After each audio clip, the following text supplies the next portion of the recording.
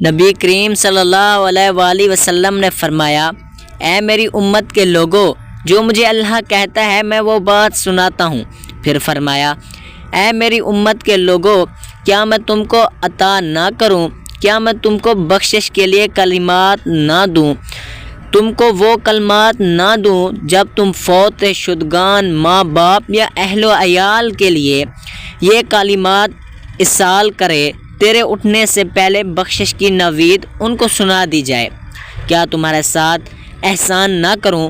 10 نصیحتیں ہیں کہ جب تم کرو اللہ تعالیٰ تمہارے گناہ بخش دے، اگلا پچھلا پرانا نیا جو بھول کر کیا گیا اور جو قصدن کیا، چھوٹا اور بڑا اور پوشیدہ اور ظاہر۔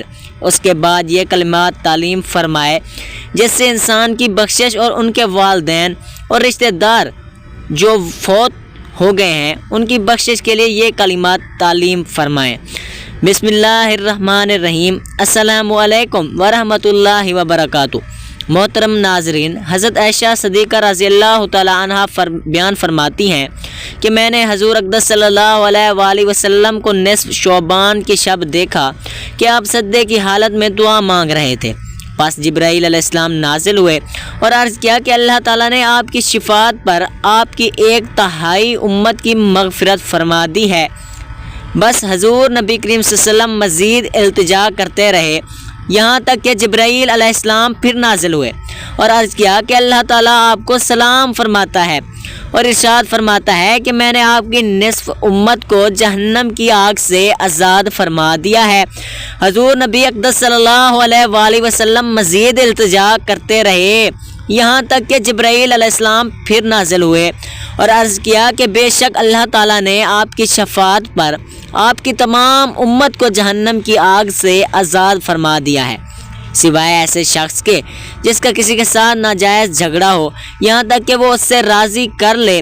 حضور نبی کریم صلی اللہ علیہ وسلم پھر التجا کرتے رہے حتیٰ کہ جبرائیل علیہ السلام پھر نازل ہوئے اور عرض کیا کہ بے شک اللہ تعالیٰ نے اس بات کا ذمہ لے لیا ہے کہ آپ کی امت میں سے جس پر کسی کا حق ہوگا اللہ تعالیٰ اس کو اپنے فضل و کرم اور اپنی رحمت سے راضی فرما دے گا۔ چنانچہ حضور نبی کریم صلی اللہ علیہ وآلہ وسلم اس بات سے خوش ہو گئے۔ جب دوسرا شعبان آیا تو حضرت عائشہ صدیقہ رضی اللہ تعالیٰ عنہا بیان کرتی ہیں کہ جب نصف شعبان کی شب ہوتی تو نبی کریم صلی اللہ علیہ وآلہ وسلم میرے بستر سے نکل جاتے۔ پھر حضرت عائشہ صدیقہ رضی اللہ تعالیٰ عنہ نے کہا کہ اللہ کی قسم ہمارے بستر کی چادر ریشمی تھی، نہ سوتی۔ ہم نے کہا کہ سبحان اللہ، پھر وہ کس چیز کی بنی ہوئی تھی؟ آپ نے فرمایا کہ اس کا تانا بکری کے بالوں اور بانا اونٹوں کے بالوں سے بنا ہوا تھا۔ آپ نے فرمایا کہ مجھے خدشہ ہوا کہ شاید آپ اپنی دوسری ازواج میں سے کسی کے پاس تشریف لے گئے ہیں۔ میں آپ کو تاریکی گھر میں ڈھونڈ رہی تھی، میرا پیر آپ کے پیر سے ٹکرایا۔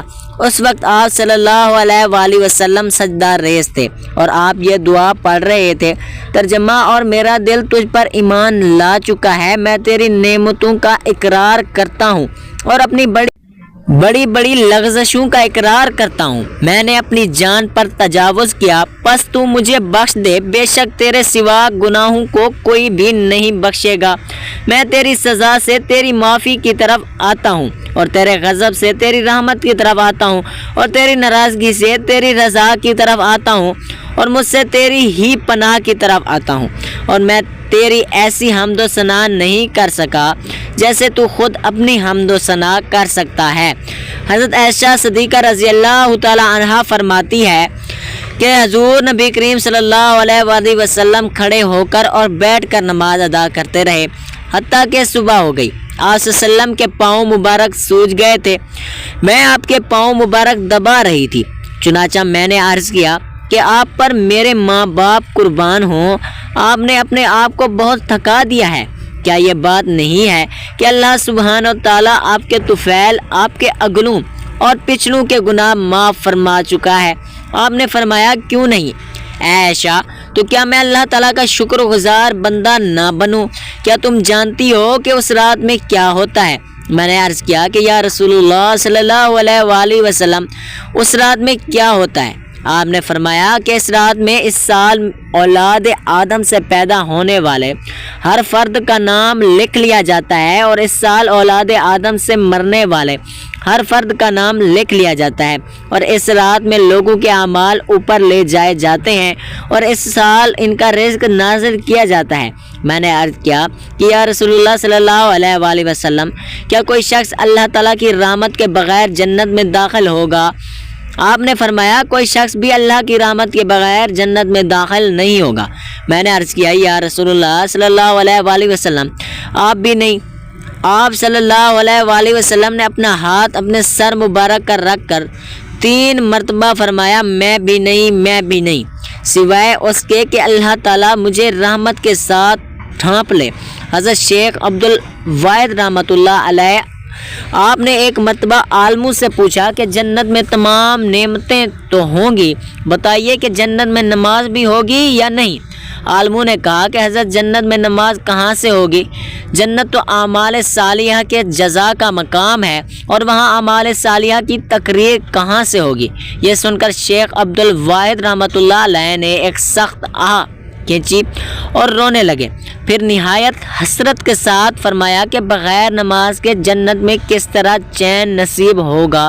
اے میرے مسلمان بہن بھائیوں، ان سعید پاک باز روحوں سے نماز کی لذت پوچھو جو کہ انہیں جنت میں بھی بغیر نماز کے کوئی لطف نصیب نہ ہوگا۔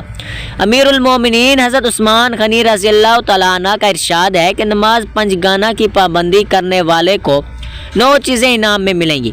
اول، خدا تعالیٰ اس کو اپنا محبوب بنا لے گا، اس کو تندرستی عطا فرمائے گا۔ تیسرا، فرشتے اس کی حفاظت فرمائیں گے، اس کے گھر میں برکت ہوگی۔ 5ویں، اس کے چہرے پر صالحین کا نور ہوگا۔ چھٹا، اس کا دل نرم ہو جائے گا۔ 7ویں، وہ پل صراط سے بجلی کی طرح گزر جائے گا۔ 8ویں، جہنم سے نجات پائے گا۔ 9ویں، جہنم میں اس کو ایسے لوگوں کا پڑوسی نصیب ہوگا جن کی شان میں لا خوف علیہم یحزنون کی بشارت آئی، ان کی یعنی قیامت میں ان کو نہ کوئی خوف ہوگا نہ غمگین ہوں گے۔ سال کے دنوں اور راتوں میں 15ویں شعبان کی مقدس شب برات اور 15ویں دن بڑی برکتوں کا ہے۔ امت محمدیہ پر اللہ جل شانہ کا کرم خاص ہے کہ اس نے شب برات جیسی نورانی رات سے سرفراز فرمایا۔ یہ رات ہر سال آتی ہے اور چلی جاتی ہے، لیکن کتنے غافل اور کاہل ایسے ہیں جو اس کی قدر نہیں کرتے اور سو کر پوری رات گزار دیتے ہیں، اور ان سے بھی بدتر وہ ہیں جو اس مقدس رات کو کھیل تماشوں اور لغویات کی نظر کر دیتے ہیں۔ بڑے خوش قسمت اور نیک بخت ہیں وہ اللہ تعالیٰ کے اطاعت شمار بندے جو اس رحمت بھری رات اور نور و نقحت میں ڈوبی ہوئی سب کو قدر و منزلت کی نگاہ سے دیکھتے ہیں اور اس میں اپنے مولا کریم کو یاد کرتے ہیں۔ مقدس اور رحمت بھری بارگاہ اور اپنے گناہوں پر پشیمان شرمندہ ہو کر توبہ استغفار کرتے ہوئے اسے گزارتے ہیں، اور غرباء و مساکین پر صدقات و خیرات کرتے ہیں، غرباء و احباب کو تحائف سے بھی نوازتے ہیں، اور ساتھ ہی شہر خاموشاں آرام کرنے والے محرومین متعلقین کو بھی نہیں بھولتے۔ ان کے لیے بھی فاتح و اس سال ثواب کا اہتمام کرتے ہیں۔ یقیناً زندوں کے ساتھ اس دنیا فانی سے کوچ کرنے والے ہمارے بھائی بھی ہمارے احسان و کرم اور امداد و نصرت کے مستحق ہیں، لہٰذا مبارک راتوں اور مقدس ایام میں ضرور انہیں بھی یاد کرنا چاہیے۔ حدیث پاک میں آیا ہے، اگر تم نے کوئی اپنے بھائی کو نفع پہنچا سکتا تو اسے پہنچاؤ، بحوالہ مسلم شریف۔ اور صدقہ خیرات، تلاوت قرآن پاک، ذکر و خیر کا ثواب اگر کسی مرحوم کو پہنچایا جائے تو یقیناً ان کو پہنچانا ہے اور ان کو اس سے فائدہ ہوتا ہے۔ اس پر احادیث کثیرہ شاہد ہے۔ امت مسلمہ میں کوئی بھی اس کا منکر نہیں، اور جو منکر ہے وہ یقیناً گمراہ اور مسلمان کا بدخواہ ہے۔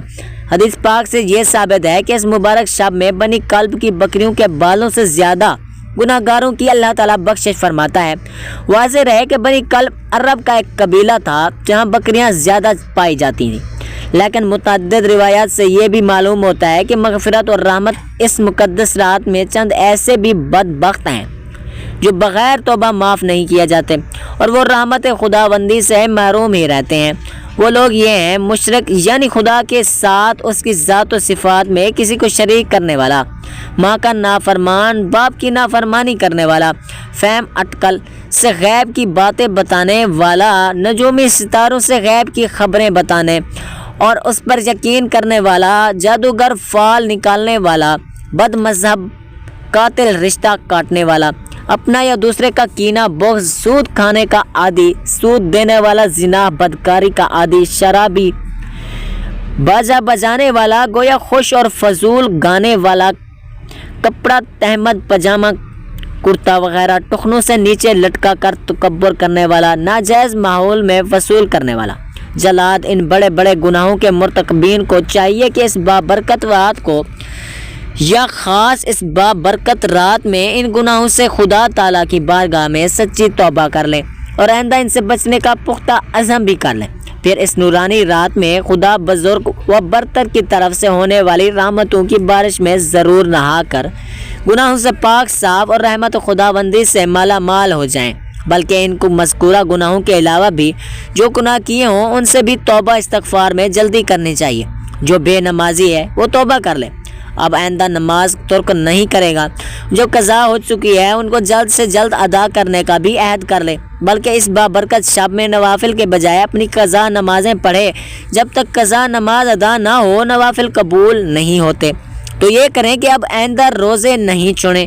جو چھوٹ چکے ہیں ان کو جلد ادا کرنے کا عہد کر لیں۔ اپنے مالوں کی زکوٰۃ نہ دینے والے توبہ کر لیں کہ اب پورا حساب کر کے زکوٰۃ نکالیں گے، جو خدا کا بھی حق ہے اور بندوں کا بھی، اور آج تک جو زکوٰۃ ذمے ہے باقی ہے اس کو بھی جلد تر ادا کرنے کا عہد کریں، بلکہ جس قدر ہو سکے جلد از جلد عطا کرنے میں لگ جائیں۔ اور جو حقوق العباد بندوں کے حقوق اپنے اوپر ہیں صاحب حق سے مل کر معافی طلب کر لیں کہ بندوں کا حق اللہ تعالیٰ معاف نہیں فرماتا جب تک کہ وہ بندہ خود معاف نہ کر دے۔ جس کا کسی پر حق ہے، بندوں کے چند حقوق یہ ہیں: مثلا کسی کا مال یا جائیداد ہڑپ کر لیا، قرض لیا، کسی کو گالی دی، کسی کی آبرو ریزی کی، کسی کی غیبت کی، کسی کی چغلی کی، کسی کو ناحق مارا، کسی کا مذاق اڑایا، یا استاد اور ماں باپ کی نافرمانی کی، پڑوسیوں کے حق کی ادائیگی میں کوتاہی کی، ان کو ضرور معاف کرا لیں۔ اور جو چیزیں مال و جائیداد وغیرہ واپس کرنے کے لائق ہیں واپس کر دیں یا صاحب حق سے دستبردار کرائیں تاکہ آخرت کے مواخذہ سے بچ جائیں اور شب برات کی برکتوں سے بھی مالا مال ہو جائیں۔ شب برات میں غسل کرنا مستحب ہے تاکہ شب بیداری میں مدد ملے اور اس سے عظمت و فضیلت بھی ظاہر ہوتی ہے، اس لیے کہ اس شب میں لوگوں کے رزق اور موت کے پروانے تقسیم ہوتے ہیں۔ حضرت ابو امامہ باہلی رضی اللہ تعالیٰ عنہ سے روایت ہے کہ حضور نبی کریم صلی اللہ علیہ وسلم ارشاد فرماتے ہیں کہ 5 راتیں ہیں کہ ان میں دعا رد نہیں کی جاتی: رجب کی پہلی رات، شعبان کی 15ویں رات، شب برات جمعہ کی رات، عید الفطر کی رات اور بقرہ عید کی رات، 10ویں ذی الحج کی شب۔ نبی کریم صلی اللہ علیہ وسلم نے حضرت عباس رضی اللہ تعالیٰ عنہ سے فرمایا: اے چچا، کیا میں تم کو عطا نہ کروں؟ کیا میں تم کو بخشش نہ کروں؟ کیا میں تم کو نہ دوں؟ کیا تمہارے ساتھ احسان نہ کروں؟ 10 خصلتیں ہیں کہ جب تم کرو تو اللہ تعالیٰ تمہارے گناہ بخش دے گا، اگلا پچھلا پرانا نیا، جو بھول کر کیا، جو قصدہ کیا، چھوٹا اور بڑا، پوشیدہ اور ظاہر۔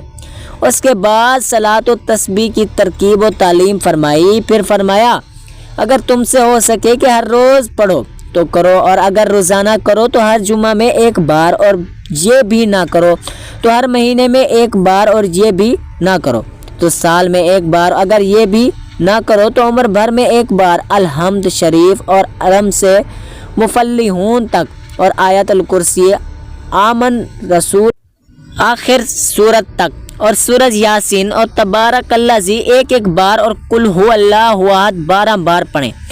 اس سال ثواب کریں تو مردوں پر عذاب اٹھا لیا جاتا ہے اور ان کی بخشش و مغفرت اللہ کے ذمہ کرم پر آ جاتی ہے اور ان کو بخشش کی نوید سنا دی جاتی ہے۔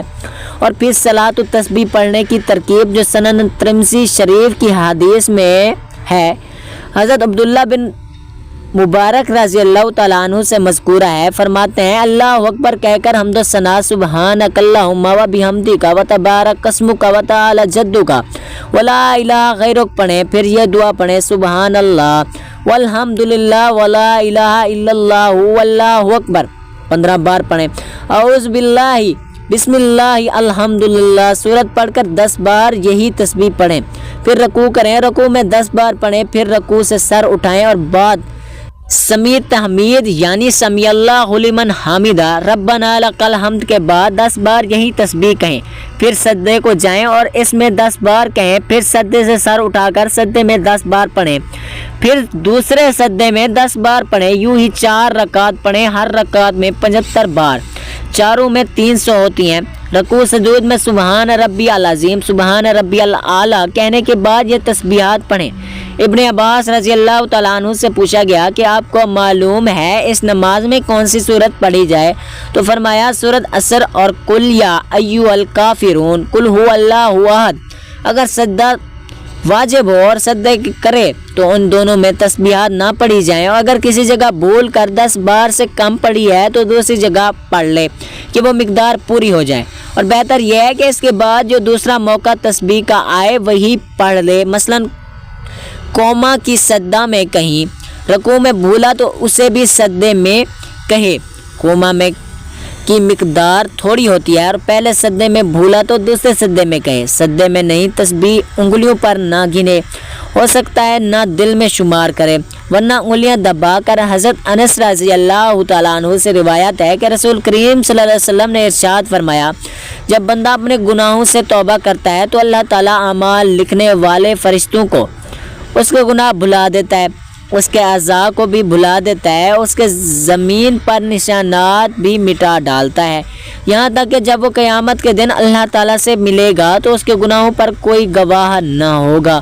हज़रत औफ अशजी रज़ी अल्लाह तआला अन्हु एक सहाबी थे जो रसूल अकरम सल्लल्लाहु अलैहि वसल्लम के दौर में ईमान लाए। एक दिन उनका बेटा किसी महम पर गया और कई दिन तक वापस ना आया। हज़रत औफ रज़ी अल्लाह तआला अन्हु सख्त परेशान हुए और नबी करीम सल्लल्लाहु अलैहि वसल्लम की खिदमत में हाजिर होकर अपने बेटे की गुमशुदगी का जिक्र किया। या रसूलुल्लाह सल्लल्लाहु अलैहि वसल्लम ने उनसे फरमाया कि अगर तुम सब्र करो और अल्लाह ताला से दुआ करो तो अल्लाह ताला तुम्हारे बेटे को तुम्हें वापस लौटा देगा। हज़रत औफ रज़ी अल्लाह तआला अन्हा ने नबी करीम सल्लल्लाहु अलैहि वसल्लम के फरमान पर मुकम्मल भरोसा किया और सब्र के साथ अल्लाह ताला से दुआ करते रहे और इस दुआ ला हौला वला कुव्वता इल्ला बिल्लाहिल अलियुल अज़ीम का विर्द करते रहे। हज़रत औफ रज़ी अल्लाह तआला अन्हा घर वापस तशरीफ़ लाए, अपनी ज़ौजा को भी इस वजीफ़े के बारे में बताया और दोनों में अल्लाह की रज़ा के लिए यह वजीफ़ा पढ़ना शुरू कर दिया। इस वजीफ़े का ऐसा असर हुआ कि कुछ दिन बाद अल्लाह ताला के हुक्म से उनका बेटा अचानक वापस आ गया। जब लोगों ने उससे पूछा कि वो कैसे बचकर आया है, और उसने बताया कि मैं कैद में था और एक रात अचानक मेरी कैद की रस्सियाँ खुल गईं, रास्ता साफ़ हो गया, मैं बाहिफाजत घर पहुँच गया। यह वाक़या अल्लाह ताला पर कामिल यकीन और नबी करीम सल्लल्लाहु अलैहि वसल्लम के इरशादात पर मुकम्मल एतमाद की बेहतरीन मिसाल है। हज़रत औफ अजी रज़ी अल्लाह तआला अन्हु और उनके बेटे के वाक़े से हमें यह सबक मिलता है कि जब हम सच्चे दिल से अल्लाह पर भरोसा करते हैं और सब्र से काम लेते हैं और अल्लाह ताला के आखिरी नबी हज़रत मोहम्मद सल्लल्लाहु अलैहि वसल्लम के तालीम किए गए कलिमात को दिल और इखलास के साथ व्यक्त करते हैं और दुआ करते हैं तो अल्लाह ताला हमारी तमाम मुश्किलात को दूर कर देता है। रसूलुल्लाह सल्लल्लाहु अलैहि वसल्लम ने फरमाया, हर वली आदम इंसान गुनहगार है और बेहतरीन गुनहगार वो है जो तौबा करने वाला है। बहवाला सनन अपने माजा गुनाह दिल को सियाह कर देता है। नबी करीम सल्लल्लाहु अलैहि वसल्लम ने फरमाया, जब बंदा गुनाह करता है तो उसके दिल पर एक स्याह नुक्ता लग जाता है, फिर अगर वो तौबा कर लेता है और इस्तिग़फ़ार करता है तो वो साफ़ कर दिया जाता है, और अगर वो दोबारा गुनाह करता है तो वो स्याही बढ़ती रहती है यहाँ तक कि उसका पूरा दिल काला हो जाता है। बहवाला सनन इब्ने माजा रसूलुल्लाह सल्लल्लाहु अलैहि वसल्लम ने फरमाया, आदमी गुनाह की वजह से उस रिज़्क़ से महरूम कर दिया जाता है जो उसके लिए लिख दिया गया था, छोटे गुनाहों को मामूली ना समझो। नबी करीम सल्लल्लाहु अलैहि वसल्लम ने फरमाया छोटे गुनाहों को मामूली ना समझो, क्योंकि ये मिलकर इंसान को हलाक कर सकते हैं। जैसे लकड़ियाँ इकट्ठी करके बड़ी आग जलाई जाती है। बहवाला मसनद अहमद। रसूलुल्लाह सल्लल्लाहु अलैहि वसल्लम से पूछा गया कौन सा अमल सबसे बेहतर है। आप सल्लल्लाहु अलैहि वसल्लम ने फरमाया कि तुम्हारी ज़ुबान हमेशा अल्लाह के ज़िक्र में तर रहे। ज़िक्र करने वालों को अल्लाह याद रखता है। अल्लाह ताला फरमाता है तुम मेरा ज़िक्र करो मैं तुम्हें याद रखूँगा। ज़िक्र इलाही सबसे अफजल अमल है। ज़िक्र इलाही दिल को सुकून देता है। अल्लाह ताला ने कुरान मजीद में इरशाद फरमाया जान लो अल्लाह के ज़िक्र से दिलों को सुकून मिलता है। ज़िक्र अल्लाह से गुनाहों का कफ़ारा बनता है। रसूलुल्लाह सल्लल्लाहु अलैहि वसल्लम ने फरमाया जो शख्स सुबहान अल्लाह व बिहम्दिही 100 मरतबा कहे उसके सारे छोटे गुनाह माफ़ कर दिए जाते हैं, ख्वाह वो समंदर की झाग के बराबर ही क्यों ना हो। बड़े गुनाहों के लिए तौबा इस्तग़फ़ार करना लाज़िम अज़ीम हाजत, और अल्लाह बड़ा मेहरबान रहमान रहीम करीम बख्शने वाला है। सुबहान अल्लाह। अल्लाह ताला से दस्ते अदब दुआ करते हैं हम तमाम मुसलमान बहन भाइयों को इस माह शौबान की बरकत महीने के फ़ज़ाइल और बरक़ात हमारे हिस्से में अता फ़रमाए। आमीन या रब्बुल आलमीन।